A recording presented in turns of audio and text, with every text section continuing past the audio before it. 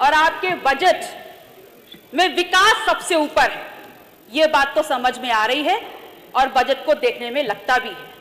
शायद इसीलिए बार बार उन्हीं गड्ढों को भरने के लिए, पूरा सुन लीजिए मान्यवर, पूरा सुन लीजिए, तब ताली बजा लीजिएगा, क्योंकि अब तालियां रिवाइंड नहीं होंगी, अब तालियां रिवाइंड नहीं होंगी। आपने लगातार, आपकी बजट में विकास आपकी इंपॉर्टेंस में है, प्राथमिकता में है, बहुत बढ़िया। और इसलिए क्योंकि लगातार उन्हीं गड्ढों को भरने के लिए आप बजट पे बजट देते चले जा रहे हैं। तो मैं माननीय मुख्यमंत्री जी से कहना चाहती हूं कि आपके आसपास ही बैठे होंगे कोई अपने ही होंगे जो पिछले कार्यकाल में अपने गाल बजाते हुए बोल रहे थे कि 100 दिन में गड्ढे भर देंगे, 100 दिन में गड्ढे भर देंगे, और फिर आज पुनः वही गड्ढों में गड्ढे भरने का काम हो रहा है। तो मेरा प्रश्न नेता सदन से है, और मान्यवर आपके माध्यम से मैं अपनी बात उन तक पहुंचाना चाहूंगी कि इस प्रश्न का उत्तर जरूर दे दें कि गड्ढों में गड्ढों कर करके जो आप पैसा वहां ढांकने का काम कर रहे हैं उस पर क्या कार्रवाई होगी, इसका जवाब भी दे दीजिए।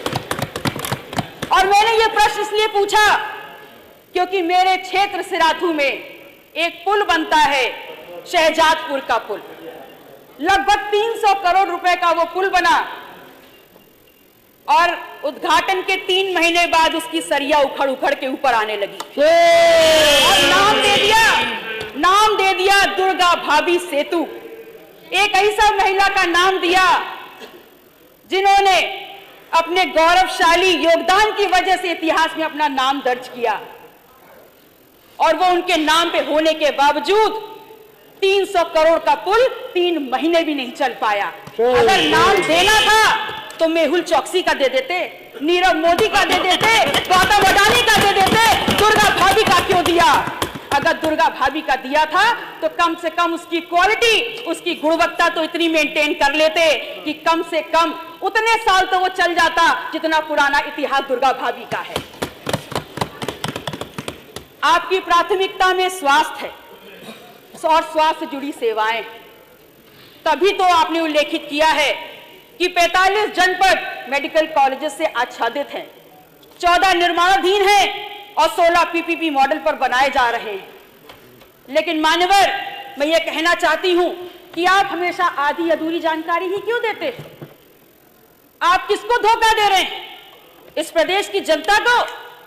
मान्यवर, माननीय विधायक जी, ये सब पूरा 5 मिनट, ये सब बहुत सदस्य है, सभी का नाम आ जाएगा, सभी का। प्रदेश की जनता को सांस लेते जीते जागते काम करते अस्पताल चाहिए, मुर्दा खोखले जर्जर भवन नहीं चाहिए। माननीय विधायक गौरी शंकर वर्मा जी, माननीय विधायक गौरी शंकर वर्मा जी, आप एक विधायक एक अस्पताल बनाइए, लेकिन उसकी गुणवत्ता ऐसी हो जहां 5 से 10 बार मरीजों की सेवा हो सके और उनको उच्च कोटि की स्वास्थ्य सुविधाएं मिल सके।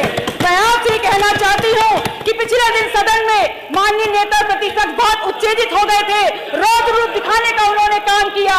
तो मैं उनसे कहती हूं कि आपके रौद्र रूप की गरिमा और सम्मान और बढ़ गया होता यदि आपने अपना ये रौद्र रूप और अपनी नाकें उन पर तरलने का काम किया होता जो आपके बगल में बैठ करके 100 मुकदमे झेल रहे हैं, हत्या के आरोपी है, जमीन की लूटपाट में शामिल है, और आपने लोकतंत्र का मजाक उड़ा करके आपके बगल में डिप्टी सीएम बंद कर देते हैं। अगर आपने उनके ऊपर आके तैयार ली होती तो आपका स्वास्थ्य दे गया होता।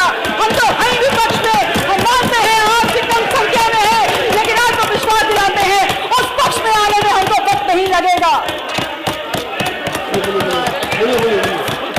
आप सुरक्षा की बात करते हैं और सुरक्षा में माहौल लाते हैं।